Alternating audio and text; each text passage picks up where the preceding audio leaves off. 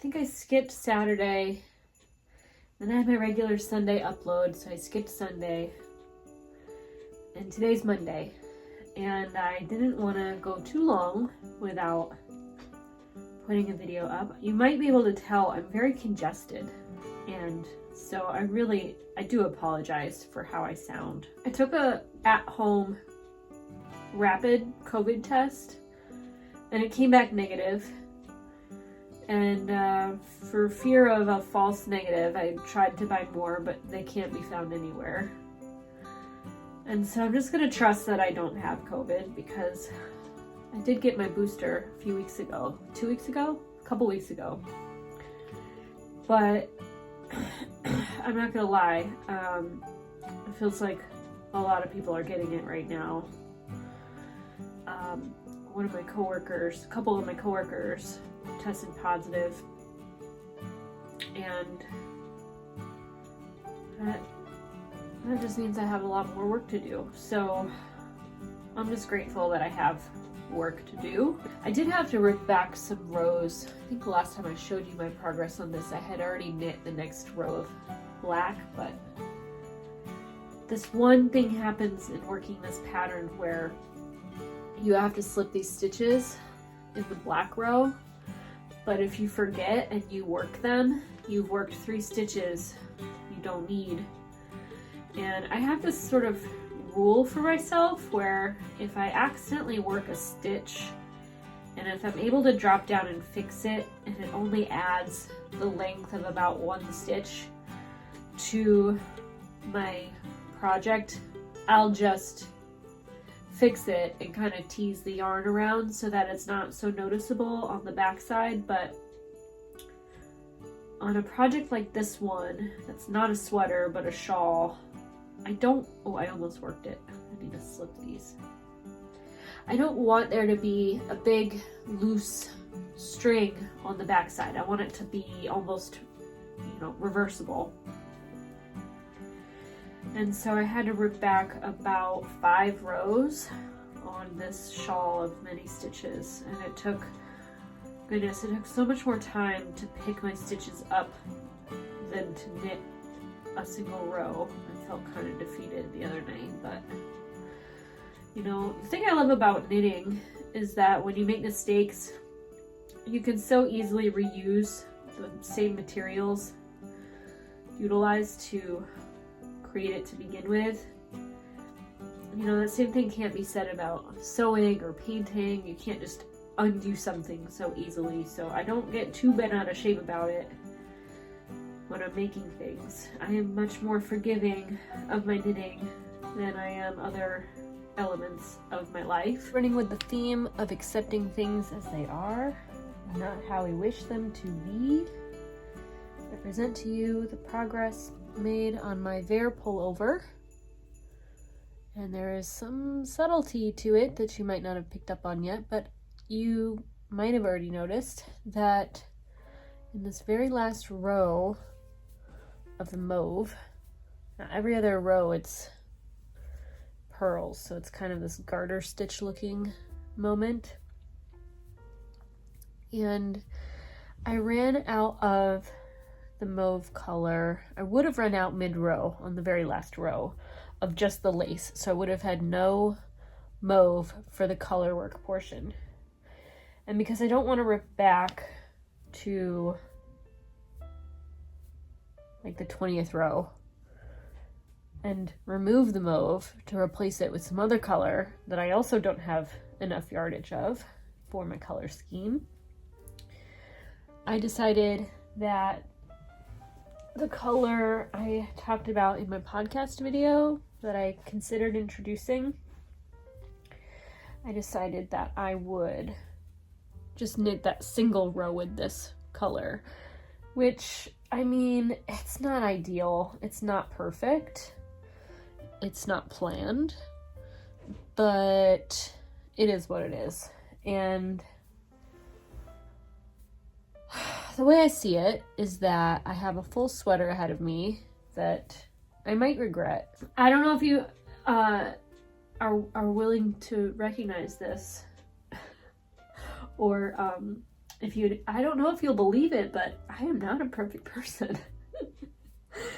I'm really not. And some of you have probably already seen a video I posted, I think a couple weeks ago now. And, you know, I want to thank each and every one of you who left a positive comment on that video. It meant so much to me. The minute it went live on my channel, I did get a very, very negative response that was immediately deleted by the commenter. And then there was only one other person that argued with me in the comments about my message, and I don't really back down from an argument on my platform, I guess.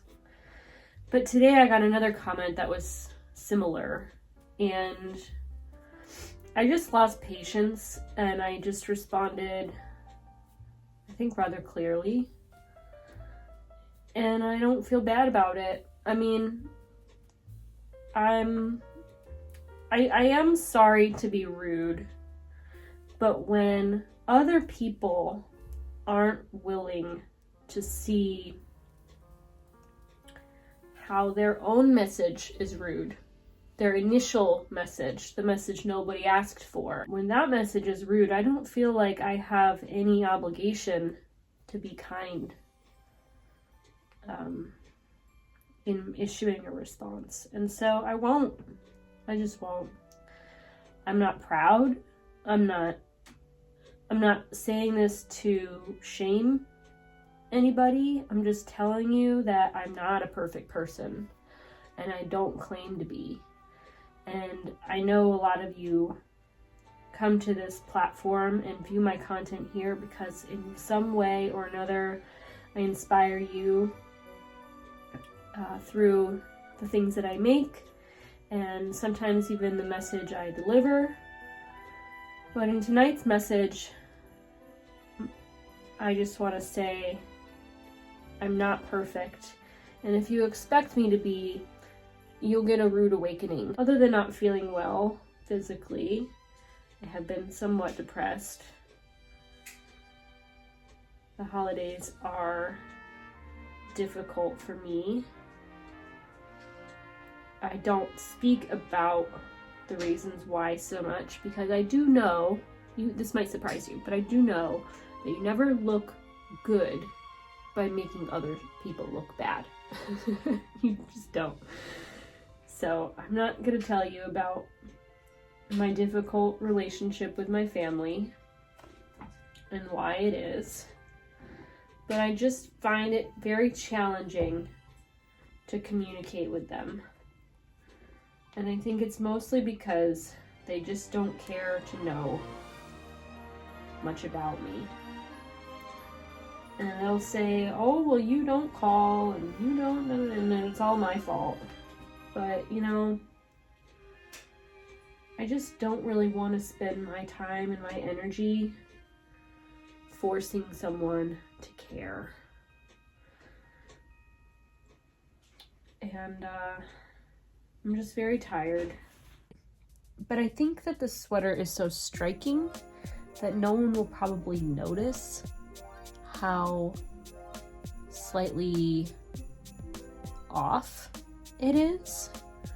Obviously the mauve isn't going to make an appearance now in the colorwork section of the sweater. I think I brought over the tiny little bit I have left, and like I said, it's not even a whole row, so even if I wanted to pop it in there somehow, I don't even have a chance. And I actually kind of like the way that the light color and the mauve sit together. I think because it's that pearl row and it's that garter stitch look, the two colors are very much marled together, so it's almost like a fade. Obviously, it would have been more ideal to maybe incorporate this color in like a row or two, like full rows somewhere, like even if it was just this row.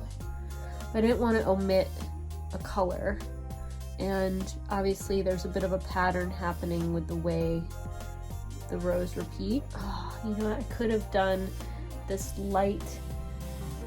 It's kind of like a combination of like green and orange. It's a really interesting color, but it would have been cool to have gray and then this color and then orange and then brown. It would have been like a nice gradient moment. And if I were smart, I would have done that, but I didn't do that. Instead, I just have this one row of purl stitches with this weird color that's gonna exist in the rest of the pattern without the mauve. But I mean, honestly, who cares? Brian just got home from the grocery store. He bought me AAA batteries for the light up glass Christmas trees. I purchased at Aldi today. And I bought a few strands of LED lights. I'll take a little video to share with you guys.